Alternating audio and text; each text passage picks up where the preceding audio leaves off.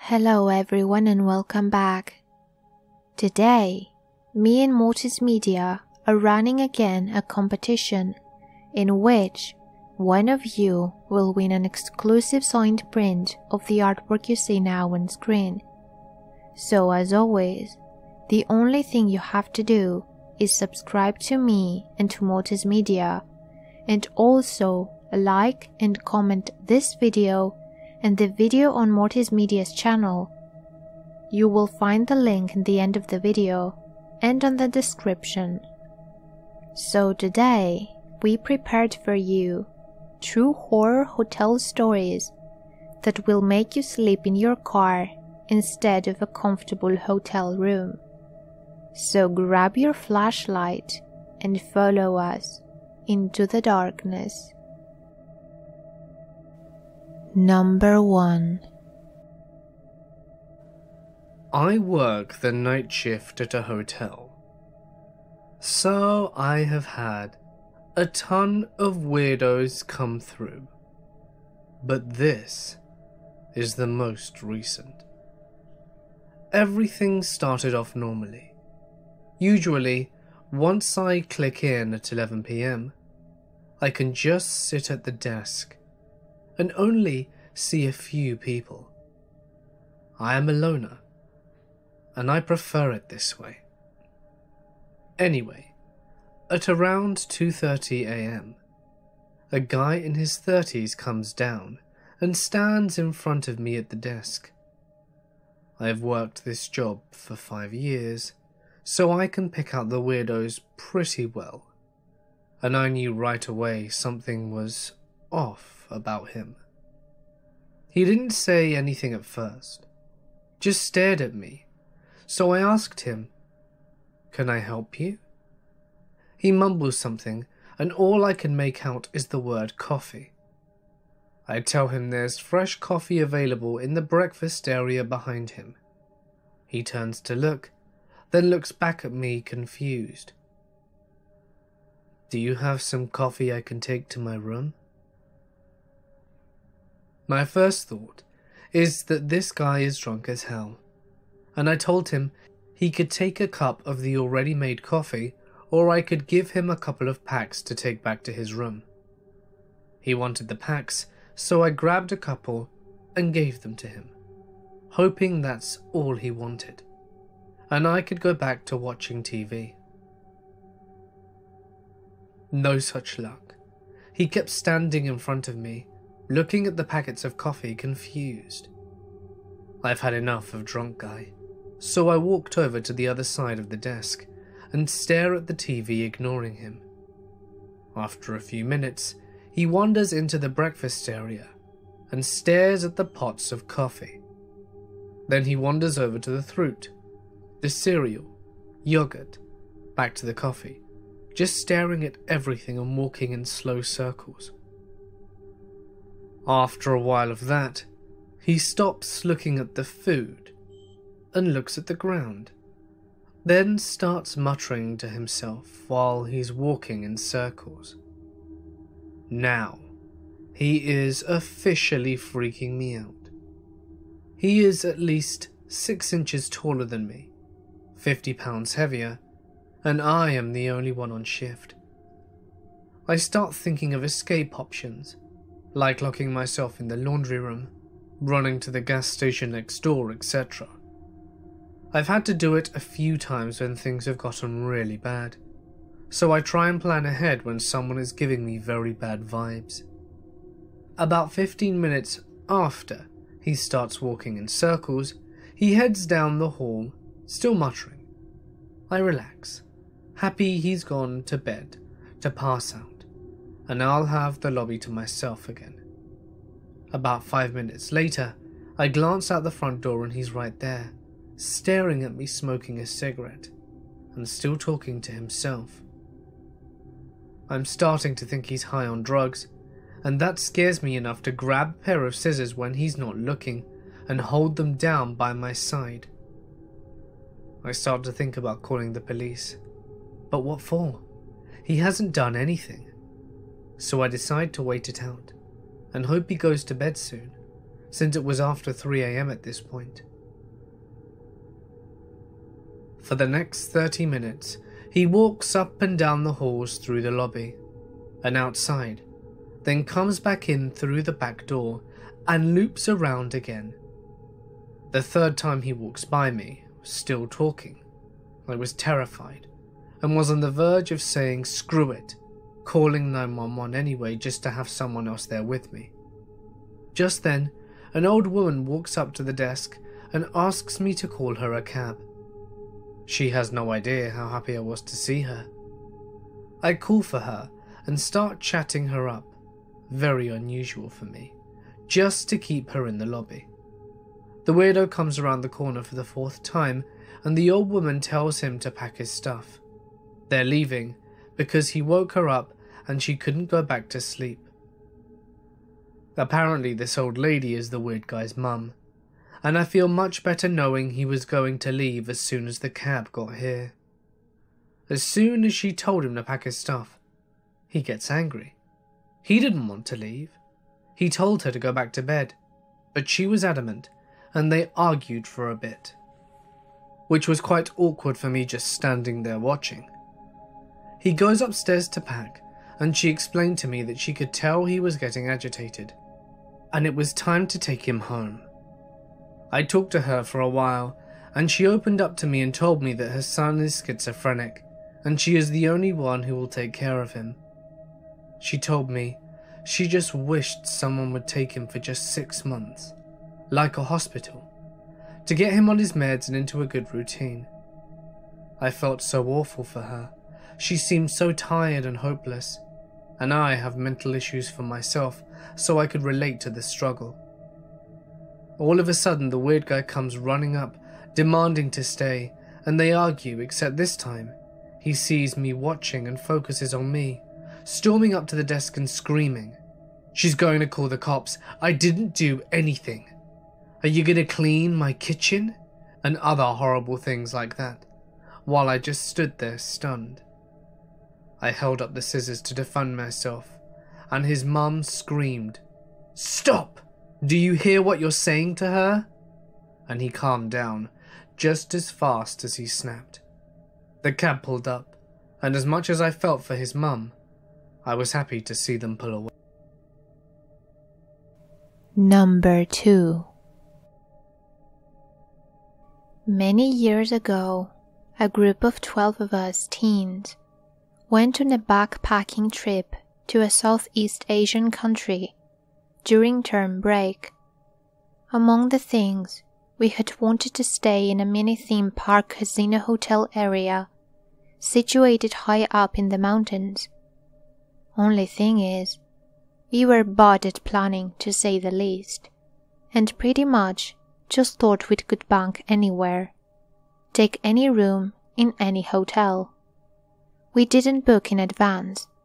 It was peak season, unfortunately, and when we got there, no good hotel could accommodate us. In the middle of the night, carrying our large backpacks, we had to wander far from the lights of the main resort, down into the other side of the dark, desolated mountains. See, other than the resort located at the very top of the mountain, there were very few people living there, nor were there many establishments around the other areas of the mountain. It was dead quiet. The journey to find a place to spend the night at 11 p.m. was unnerving, to say the least. The mountainous areas away from the main resort were completely devoid of life, and tall trees surrounded us from all sides along the main path. Beyond these trees was an unmanaged dark forest, and pretty much no one ever went up into the forest. For obvious reasons, low human traffic in places other than the resort, the street lamps around this area were poorly implemented as well, and the entire area was pretty dark, mainly illuminated by the dim pale glow of the moon. We walked quite a distance in these conditions until we saw a large empty car park with a rather dilapidated hotel in the middle. there were what seemed to be a smatter of large black char marks at the side of the hotel, creeping out all the way from the 3rd to 9th floor, indicating that there had once been a relatively huge fire there in the past. On all sides of the car park, you could only see tall, intimidating trees looming ominously, absorbing the light from the moon. The only light from that area came from the rundown hotel building, without any street lamps to illuminate the car park. Clearly, this area in general had been neglected for quite some time. The car park was desolate. In fact, there was only one dusty car parked near the hotel building. To be honest, some of us in the group were very apprehensive about staying here, but between walking aimlessly in the Erie Island woods, staying out in the cold of the night mountain air, and staying in at the very least hotel-type establishment, the choice was clear. Either way, we would only be staying for 3 nights. What could possibly go wrong? The interior of the hotel was a lot less menacing than the outside, though evidently aged and slightly musty. The professional smiles of the receptionists at the front desk assured us this was a functioning lodging space. We asked for rooms with the cleanest living conditions, and they booked us in at the highest open floor, the 12th floor. For whatever reason, they told us that 2 of us had to be located in a room relatively far away from the rest, as they had other patrons on that floor and there were insufficient consecutive rooms for us. This struck us as odd because the hotel seemed extremely quiet, and at times we wondered if we were the only guests. Nevertheless, we agreed.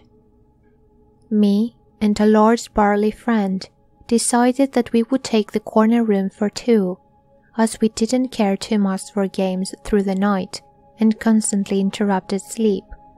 The corner room seemed peaceful enough, and well, someone had to make the sacrifice after all. This roommate was the person in the group of 12 that I had known the least. He was a transfer student who had just joined my class at school recently. He was a religious foreign from Africa previously classmate, older, and his habits, culture, were all very new to us. There was much we did not know about what he did during the time before he knew us. That, and his imposing stature, exotic and familiar appearance to a teen at the time, made it slightly more intimidating to be trapped alone in a dark room with. However, from my interactions with him, he seemed rather mild-mannered and quiet, so I was not opposed to sharing a room along with him. "Is this hotel haunted?" one of my friends half-jokingly asked the receptionists. They paused for a moment, looked at each other, and gave an obsequious, polite smile to him, as if he just told an inappropriate joke. The elevators were small and could only fit about 9 people crammed side by side. Me, my roommate, and the other guy took the 2nd lift up. Strangely, the lift stopped at the 6th floor on the way up, and what we saw when the door slowly parted spooked us. The entire floor was pitch black, and everything was burnt black. It was clear that after the fire had devastated the level, no attempt to repair the damages had been put into place, and the entire affected floors were condemned altogether. We peeked outside the elevator, and there was not a soul in sight who had pressed the floor button, so we figured it must have been a glitch in the elevator system. It was a really old hotel after all. We talked about this with the other group of 9 who had just gone up. They mentioned that their lift, on the other hand, had mysteriously bypassed the 12th floor and stopped at an unnumbered floor just above, presumably what once the 13th floor. Once the lift door opened, What they saw sent shivers down their spines. It seemed like that floor above held some kind of singular unit right at the end of the corridor, perhaps what might have been an old presidential suite. The door right in front of them was completely sealed up from top to bottom with thick metal chains, boarded with wooden planks and stuck with spirit warding amulets and Chinese talismans. The entire floor was dark, with the only source of light being the creepy red candles lighted in the front of the door. Clearly, the management of the hotel was greatly disturbed by whatever was in there and had gone to great lengths to keep it from being unleashed into the residents of the hotel. They said they had frantically mashed the buttons to close the doors and go down to the 12th floor. To be honest, contrary to all we had seen thus far, the 12th floor was not too shabby. The hallways were decently lit and cleaned, though there was a musty old carpet smell that filled the air. All in all, it seemed livable, unlike the nightmarish scene we had encountered on the 6th floor. Me and my roommate made our way to our unit, ironically numbered 1212, at the end of the hallway next to the stairwell. Upon entering, a gust of unusually cold air engulfed us. The room was clearly worn out, with dark stains on the wall, heavy scratches on wooden furniture, and creaky beds. The toilet, well, it was much worse. The mirror was slightly cracked in some areas, faucet had heavy indented scratches, and we could have sworn we saw traces of long hair and what seemed to be residual dried blood stains at the dry corners of the tub. There was a dreadful heavy feeling in the room, but neither of us knew why we felt like that. We had an early rest that night, and although the toilet lights switched off mysteriously and the toilet flashed on its own in the middle of the night, we chalked it up to a faultless switch and continued sleeping. Nothing much happened that night. On the second night, I had problems sleeping, having drunk too much energy drinks at the theme park that day, and stayed all the way up till 3 a.m. in the morning. Laying in my bed, playing with my handphone, if I recall correctly, it was 3:16 a.m. That night, things started to get weird. The TV suddenly switched on by itself with nothing but static on the screen, then turned itself off. The toilet door slammed incessantly, and the faucet sounded like someone was repeatedly turning it on and off 3 times in a row, every few seconds. Somewhere from behind the walls, beside my bed, you could hear the muffled whispers of a lady continuously uttering, "Where is it? Help me find it." But that could have been guests from the other side. Despite all this, my roommate somehow managed to stay fast asleep, leaving me to face the horrors. Suddenly, everything stopped, and the room was eerily silent again. I turned to look at my roommate, silently, hoping for him to have been walking by the ruckus, so I had some company. No reaction. He was facing the ceiling, blissfully, unaware of what was happening. 10 seconds of foreboding silence passed. Suddenly, he turned towards me, eyes still closed, and said, in a deep, unnatural, raspy voice, "I'll kill you." I stared at him in shock, half expecting him to jolt up. Nothing. It seemed like he was still fast asleep. Was he sleep-talking? I did not sleep that night. The next day, I complained to the receptionists that the next-door female neighbor was causing quite a ruckus at night and disturbing our sleep. The receptionist showed me a puzzled look and told me the neighboring unit had been vacant for the past month. The last night was the worst. I did not have much problem sleeping that night, as I was absolutely exhausted and dozed off at about 10 p.m. At around 3 a.m. again, I suddenly woke up to the screech of furniture moving in the unit above and violent frantic footsteps. I rubbed my eyes sleepily and wondered what all the ruckus was about. It was then that I saw 7 black figures in the room. 6 of them were standing around my roommate's bed, staring at him, 2 on each side of the bed. I stood at the entrance of the toilet, facing the bathtub. This figure seemed to have its neck craned downwards, looking for something on the ground.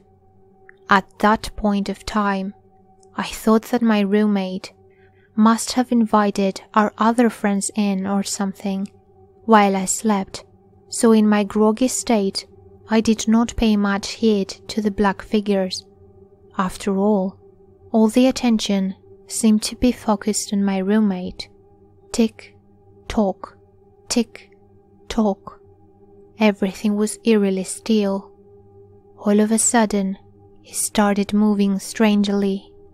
The bed seats rustled wildly, and I realized he was actually slithering off the bed upside down, arms pulling his sleeping body along, one at a time.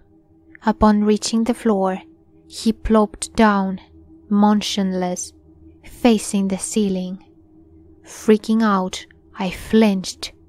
Immediately, all the black figures rapidly swiveled around in sync. The figures had their attention on me now. They knew I was awake. They knew I had seen them. My roommate violently arched his back, head hanging upside down. With an erratic jerk, he contorted it to the left, where I lay. I was absolutely terrified. I knew I was concerned in this dark room. My only source of light was the tiny glow seeping through the gaps of the curtain. I could barely see where I was going. "I'll kill you. I'll kill you. I'll kill you." He chanted these lines fanatically on the floor, arms and legs twitching wildly. His eyes were still shut. At that moment, I turned my back, frantically searching for my handphone, hidden somewhere in between the pillows, for some light. "I'll kill you." A menacing whisper blew across my left ear, and I felt 2 cold hands brush my neck.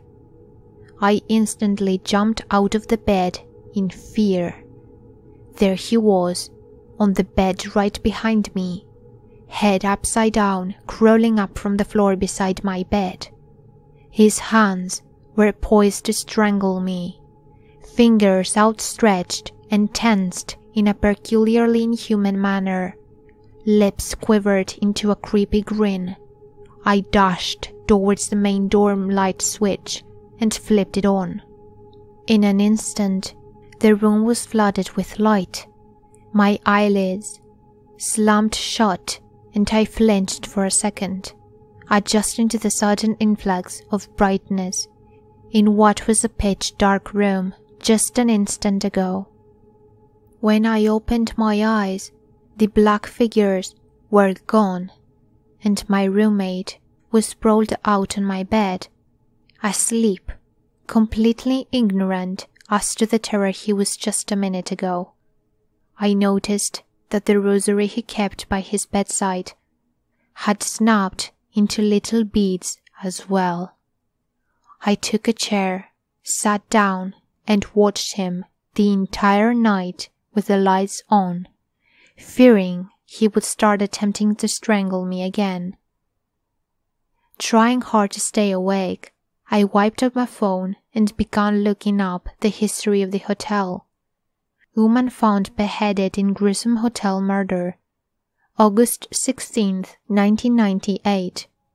30-year-old lady violently beheaded by her husband with a chopper found missing from the hotel kitchen. Her body was found floating in a pool of blood in the bathtub with her head placed next to the faucet on top of the tub. Eyes still wide open in terror, facing the door. I took a look at the pictures. One of them was a picture of the room taken from the outside. Never had seen 4 numbers giving me such a feeling of dread. Room 1212. It was our room. I glanced at the toilet door nervously and instantly felt a cascade of goosebumps rush down my spine. It was as if her gaze never left the door. Apparently, the arrested husband swears he had been sleeping that night and woke up suddenly to find his wife murdered with his hands covered in blood, holding the chopper.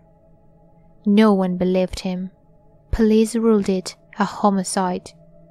Till this day, my roommate has no idea at all about what happened that night. I told him he was sleepwalking and that I was playing games on my phone the entire night after waking up and not being able to sleep. My friends all know what really happened, but we all agreed keeping it from him was the best thing to do. We found out from the janitor before leaving that the room at the unnamed floor was once the site of a traditional folk ritual that the hotel owners had organized in 1997 to ask for spirit help in boosting the ailing hotel business occupancy. Apparently, the ritual went tremendously wrong, and all 6 of the mediums invited lost their minds and started decapitating each other with kitchen knives, smearing the entire room with blood. That year, a massive fire devastated most of the hotel as well. The unfortunate incidents finally stopped when they brought in a renowned temple priest to seal the room. Room 1212 was right underneath a sealed room. Readers of No Sleep, always check the history of the hotel you are staying in. If you don't, you might never get to leave. Number 3. I have worked as an apprentice in a small hotel called Hotel Stardust for almost a year now. It is located right outside of Melbourne, next to an old road. When I started my apprenticeship in Hotel Stardust, the road was very busy and business here flourished. But since the new highway was opened, the amount of customers has decreased week after week. And the evening that this happened, there were only 3 customers here. A young couple and old Bill, who was our regular.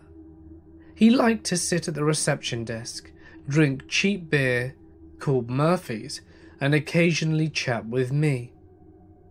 The hotel owner, a lovely old lady called Teresa, was sleeping upstairs. The young couple who arrived yesterday were nowhere to be seen. Me and Bill were sitting at the reception desk whilst the hall light flickered, like so many nights before. It was getting late, and I told Bill to finish his beer and get going, because I had to close the place for the night, as Bill lived in a small apartment nearby. Bill nodded and took a sip of his Murphy's. I went to close the back door. I had given the young couple a back door key and told them to come in through the back if they came to the hotel late, so I didn't really think about them. When I came back to the desk where Bill still was, sipping his beer, the lights suddenly went out. The old fluorescent had been flickering for the whole time that I had worked there, but this was the first time it had done this. I took a small flashlight from behind the desk and went to the back room. The backroom lights wouldn't turn on either. I went to look through the window and saw the road lights still illuminated. Must have been the generator, I thought, and started climbing the stairs. Bill just sat there, still sipping his Murphy's. The building had 3 floors and a small generator room on the roof. I climbed all the way up, opened the door to the generator room, and started investigating the generator. It had stopped, and whatever I tried, I couldn't understand why. Working with just a small flashlight was difficult, and investigating the generator took a long time. Just as I was almost done, I heard a noise from inside. Someone was walking in the creaky staircase. "Bill?" I shouted. Nothing, just more creaking. "Teresa?" Still nothing. "Mark? Amanda?" As those were the names of the young couple, but they didn't answer either. I closed the door to the generator room, still having found no answer to why it didn't work, and went back inside. I pointed my flashlight at the staircase and nobody was there. On my right was Teresa's room. The door was shut, and on my left there was a short hallway with 6 rooms for guests.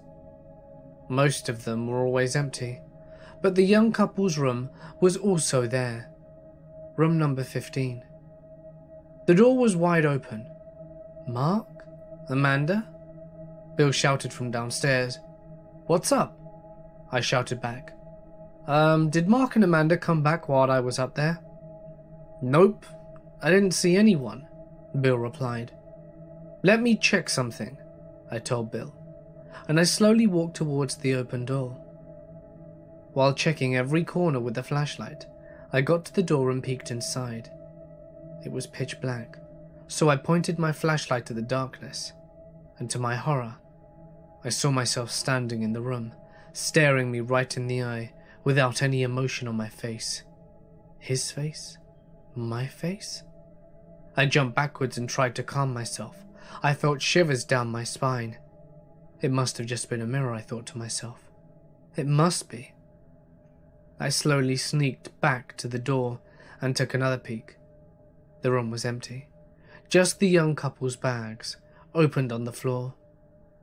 I shined the flashlight around looking for the mirror, but I couldn't find one. I stammered the door shut and ran back to the stairs. I looked downwards and saw the reception hall, but it wasn't dark, with just Bill sitting at the desk. The hall was full of people, and there was a huge chandelier hanging from the ceiling. I didn't recognize any of the people in the hall, but they must have been guests of the hotel. Many of them had bags with them, and I stood there for a while, watching the hall full of talking and laughing people. The people's clothes didn't look modern. They looked like the clothes from an old movie. A young man next to the desk turned on his chair. Even from up here I could see the beer bottle in his hand. I recognized the brand. Murphy's. No one else seemed to notice me, but the man next to the desk looked at me straight in the eye and winked. I closed my eyes and shook my head rapidly, and when I opened my eyes, the people had disappeared, along with the huge chandelier, and the hall was dark again. As I pointed my flashlight to the darkness, I heard the generator turn on again behind me, and the lights came back on. The old fluorescent started flickering again, and the chair next to the desk was empty. We never saw Bill again. Number 4. A few years ago, I was driving down to Florida from Virginia. It certainly was time-consuming, but I was willing to take the time out of my week to see my family.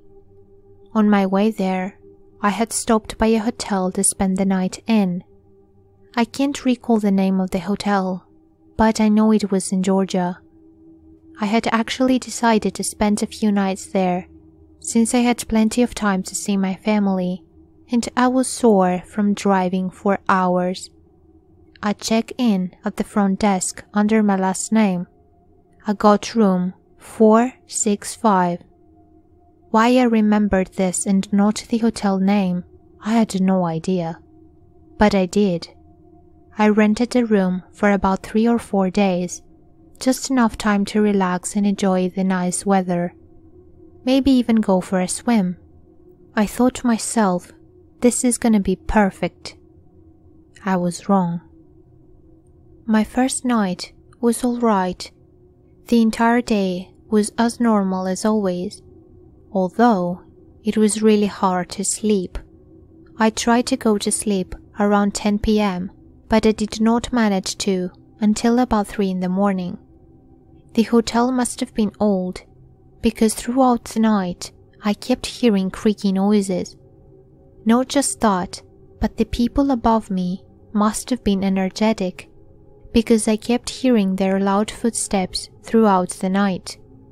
I don't remember how I even went 5 minutes without opening my eyes, but I did, and I fell asleep. I was wondering if I should make a complaint about the noises, but I figured it would be best not to, since it was only my first night there. When I woke up, my room was a bit messier than I remember. But I was tired. I could have imagined anything. I got out of bed and walked over to my bathroom to get my morning shower. I turned the water on to the perfect temperature, stripped out of my clothes, and hopped on in. I made sure the bathroom door was locked, because I'm usually paranoid of these things. In case you've never been in a hotel, the hotel doors are inaccessible to anyone that doesn't have the card, except for room service and employees, of course. Not long into my shower, I heard my hotel door open. This kinda freaked me out, but I assumed it was just maid service. "Hello?" I call out from the shower. I wait a moment, only to receive nothing. Just silence. I open my shower curtain to look out into the bathroom, but it was completely empty, except for my clothes laying down. I closed the shower curtain and decided to ignore the noise. As I started rubbing the shampoo into my head, I heard a small, faint click. The same click you hear when a door is being unlocked. The exact same click I heard when I pushed in the lock for my bathroom door. My heart jumped, and before I knew it, I was shaking horribly. I heard the bathroom door slowly creak open. Before I knew what I was doing, I threw the shower curtain open. The bathroom door was wide open. I looked around the bathroom. No sign of anyone. Not a single trace, other than the door wide open. I immediately shut the shower off and ran out of the bathroom and into the bedroom, putting my clothes on as quickly as possible and running out into the hallway. I leaned up against the wall, sliding down into a sitting position. I ended up walking down to the front desk to request another key for my room, due to the fact I never picked one on my way out. After giving them some identification, they gave me a new key card, and I brought it up to my room. I had slid the card into the slot about 4 times before it actually decided to unlock. I opened the door. The room was trashed. I couldn't make any sense of it. Someone was recently in my room. I don't know how the person got it, and it worried me, but I still had to stay one last night in the hotel, so that's what I did. After cleaning up my room, which took about 15 minutes, I double-checked every door in the hotel, making sure they were all locked. They were. I hopped up into my bed, tucked myself in, and drifted asleep. I woke up looking at the clock on the table by my bed. 4 a.m. sharp. I sat up from the bed, about to place my feet on the ground, when I heard something. My hotel door slowly creaking open. Chills shot down my spine, faster than ever. I slowly shifted my head to look at the door as it opened, revealing the silhouette of a woman. She had long black dirty hair, and she was dressed in a short torn-up bloody gown. She started walking to me. She walked as if in stop motion, bones snapping every time she moved forward. I wanted to scream for help, but couldn't. Then I heard down the hall a couple walking together and laughing. Her head slowly snapped around to look at the door. She heard it too. She made stop-motion steps towards the wall, making me gag from the bone-snapping sounds. She climbed up onto the wall and crawled out into the hallway, quickly, leaving trails of blood behind. I turned on the lights, packed everything I could, and ran out of the hotel as fast as possible. To this day, I have never seen her again. I believe the hotel was shut down shortly after, but I don't know for a fact. I will always remember how she walked at me, the most frightening thing I have ever seen in my life. On the way to Florida from the hotel, I realized something. I realized something that has been burned into my mind ever since. That day, I was taking a shower, and the door opened. When I looked all around my bathroom to find no traces from anyone, I never looked at the ceiling. Hey there, and thank you so much for listening. In case you missed the intro, to enter the competition, the only thing you have to do is subscribe to both channels, like and comment both of our videos. Take care, and I will see you all in my next video.